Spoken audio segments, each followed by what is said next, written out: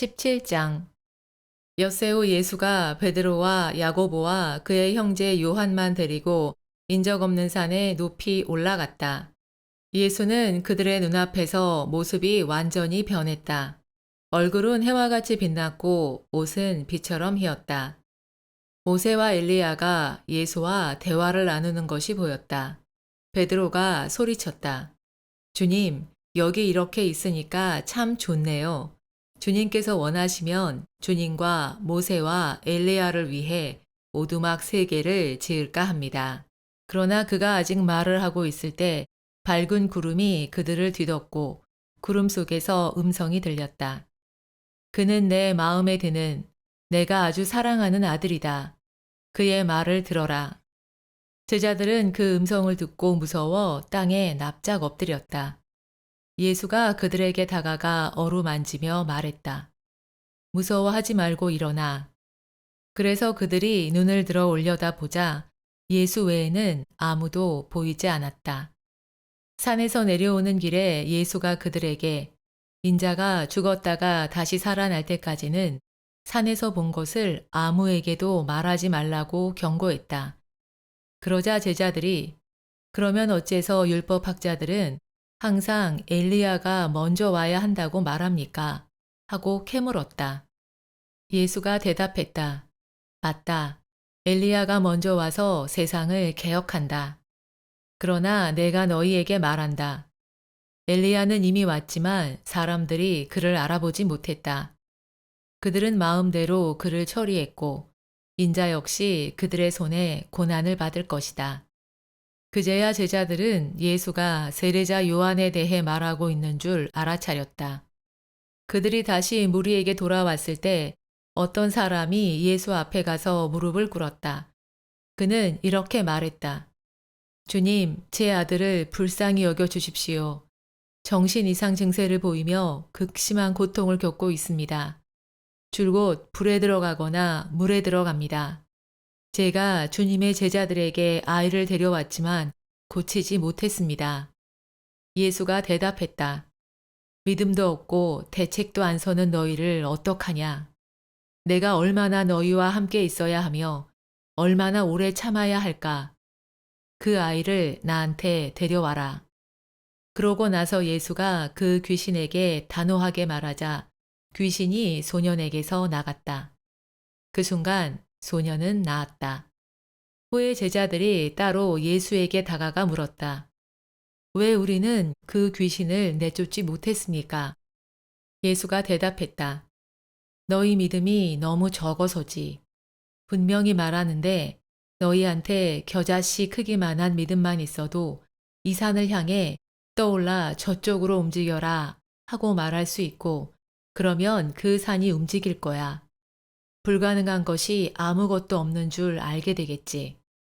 그들이 갈릴리에서 함께 다닐 때 예수가 그들에게 말했다. 인자가 사람들 손아귀에 넘어가고 그들이 인자를 죽일 거야. 하지만 사흘째 되는 날에 인자는 다시 살아날 거야. 제자들은 그 말씀을 듣고 심히 괴로웠다. 그들이 가버나움에 이르렀을 때 성전세 징수원들이 베드로를 찾아가서 말했다. 당신네 선생은 성전세를 내지 않으시죠? 베드로는 아닙니다. 내십니다. 하고 대답했다.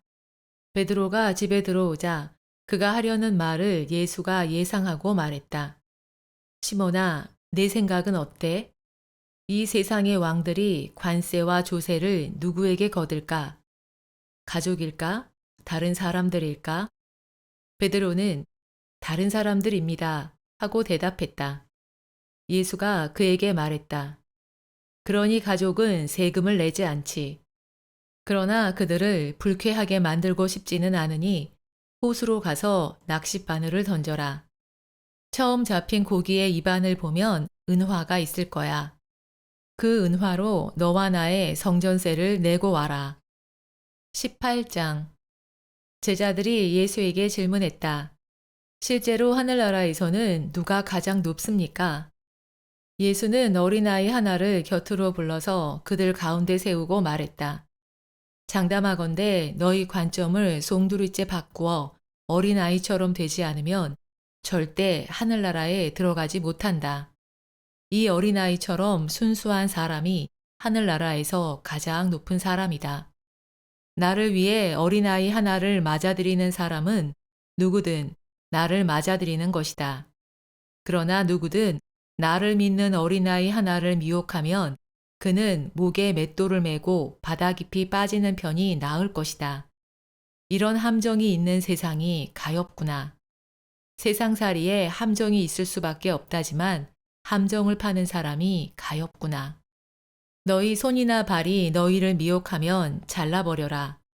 사지 멀쩡하게 영원한 불 속에 던져지는 것보다는 불구나 절름발이로 생명에 들어가는 편이 더 낫다. 그래, 너희 눈이 너희를 미혹하면 빼내버려라. 두 눈을 가지고 쓰레기 더미가 타는 불 속으로 던져지는 것보다는 한눈으로 생명에 들어가는 편이 더 낫다. 어린아이 하나라도 업신여기지 않도록 조심해라. 내가 너희에게 말한다. 그들에게는 하늘에서 항상 내 아버지의 얼굴을 보고 있는 천사들이 있기 때문이다. 너희는 어떻게 생각해? 어떤 사람에게 양 100마리가 있는데 한 마리가 물 위에서 이탈하면 99마리를 언덕에 두고 길 잃은 양 한 마리를 찾으러 가지 않을까?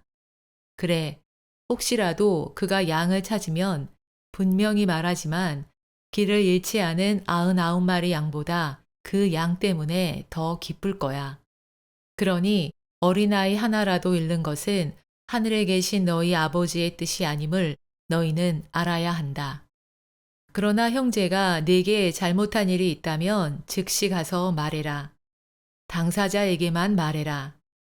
그가 네 말을 들으면 너는 형제를 되찾게 되겠지. 그러나 그가 네 말을 듣지 않으면 한두 사람을 더 데리고 가라. 그래야 모든 말을 두세 증인이 뒷받침할 것이다. 그런데도 그가 여전히 귓등으로 듣는다면 그 문제를 교회에 맡겨라. 그가 만약 교회의 말도 듣지 않으면 그를 이방인이나 세금 징수원처럼 대해라. 장담하건대 내가 땅에서 잠그는 것이 무엇이든 하늘에서도 잠겨 있고 내가 땅에서 여는 것은 무엇이든 하늘에서도 열려 있다. 내가 너희에게 다시 말한다. 땅에서 두 사람이 마음을 같이 해서 무엇이든 구하면 하늘에 계신 아버지께서 주실 것이다. 어디서든 두세 사람이 내 이름으로 모이면 나는 바로 그들 사이에 있다. 베드로가 예수에게 다가가 물었다.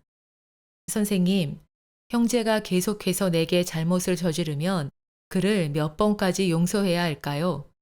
7번이면 될까요? 예수가 대답했다.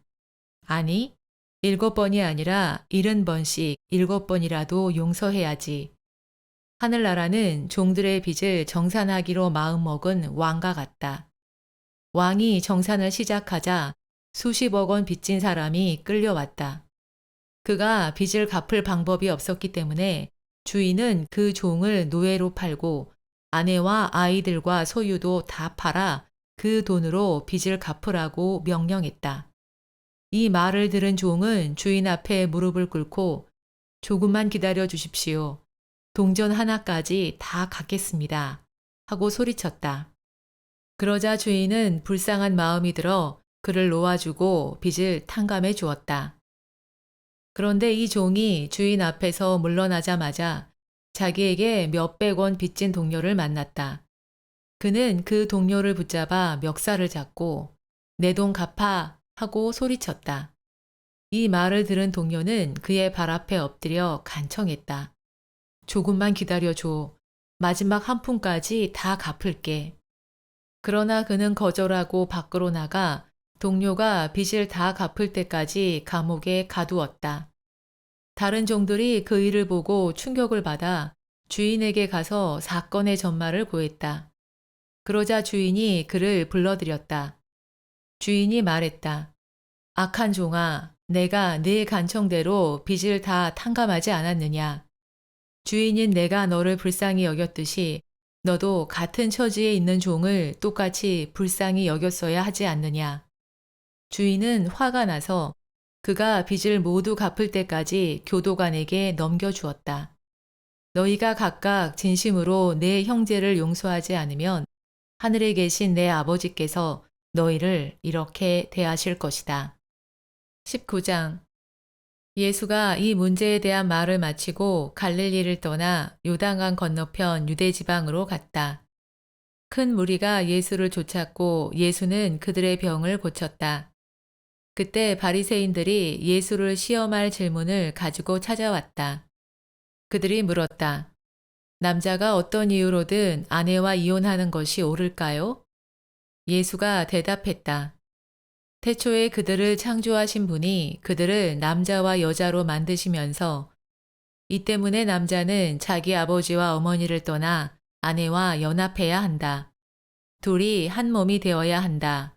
라고 하신 것을 읽지 못했느냐. 따라서 그들은 더 이상 독립된 두 사람이 아니라 하나다. 그러므로 하나님이 합치신 것을 사람이 갈라놓아서는 안 된다. 그들은 그렇다면 왜 모세는 서면으로 된 이혼 증서를 주고 아내를 내쫓으라고 명령했을까요? 하고 따져 물었다. 너희가 사랑의 의미를 잘 모르니 모세가 아내와 이혼하는 것을 허용했던 것이다. 그러나 근본 원리는 그렇지 않다. 너희에게 말한다. 외도 외에 어떤 이유로든 아내와 이혼하고 다른 여자와 결혼하는 사람은 누구든 간음을 범하는 것이다. 제자들이 예수에게 말했다.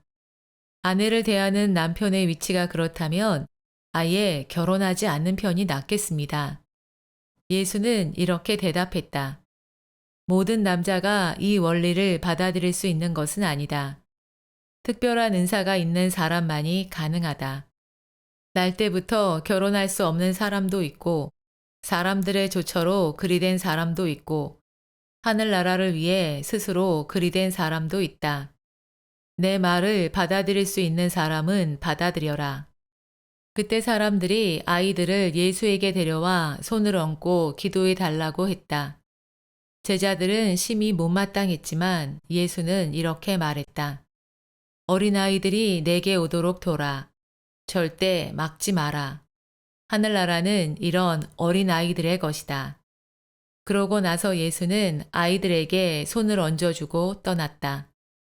어떤 사람이 예수를 찾아와 말했다. 선생님, 영원한 삶을 확실히 얻으려면 어떤 선한 일을 해야 합니까? 예수가 그에게 대답했다. 그대가 무엇이 선한지를 묻는 이유가 궁금하네요. 선한 이는 오직 한 분뿐입니다. 그러나 그대가 영생을 얻고 싶다면 계명을 지켜야지요. 그가 물었다. 어떤 계명을 말씀하시는 건가요? 예수가 대답했다. 살인하지 마라. 간음하지 마라. 도적질하지 마라. 위증하지 마라. 아버지와 어머니를 공경해라.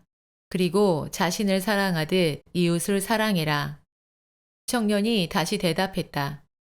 저는 이 모든 계명을 정성을 다해 지켰습니다. 제가 아직도 놓치고 있는 게 있나요? 그러자 예수가 그에게 말했다. 완벽해지고 싶다면 지금 가서 그대의 소유를 팔아 그 돈을 가난한 이들에게 주세요. 그러면 하늘에서 부유한 자가 될 겁니다. 그런 다음 와서 나를 따르세요. 큰 부자였던 청년은 이 말을 듣고 의기소침해져서 돌아섰다. 그때 예수가 제자들에게 말했다. 장담하건대 부자는 하늘나라에 들어가기가 아주 어려울 것이다. 그래, 다시 말하지만 부자가 하나님 나라에 들어가는 것보다는 낙타가 바늘귀를 간신히 빠져나가는 것이 더 쉽다. 제자들은 이 말을 듣고 그야말로 깜짝 놀라서 말했다. 그러면 누가 구원을 받을 수 있겠습니까? 예수는 그들을 똑바로 바라보며 대답했다. 인간적으로 말하면 불가능하다. 그러나 하나님께는 무엇이든 가능하다. 이 말을 듣고 베드로가 소리쳤다. 보세요. 우리는 모든 것을 버려두고 선생님을 따랐습니다. 그게 우리에게 어떤 가치가 있을까요? 예수가 말했다. 내가 너희에게 장담한다. 새로운 세상에서 인자가 영광스러운 보좌에 앉을 때 나를 따랐던 너희 역시 이스라엘 12지파의 심판자로 12보좌에 앉을 것이다. 나를 위해 집이든 형제든 자매든 아버지든 어머니든 자녀든 땅이든 버린 사람은 모두 여러 배를 돌려받을 것이고 영원한 삶을 상속받는다. 그러나 지금 선두에 있는 많은 이들이 그때 꼴찌가 되고 꼴찌가 선두가 될 것이다.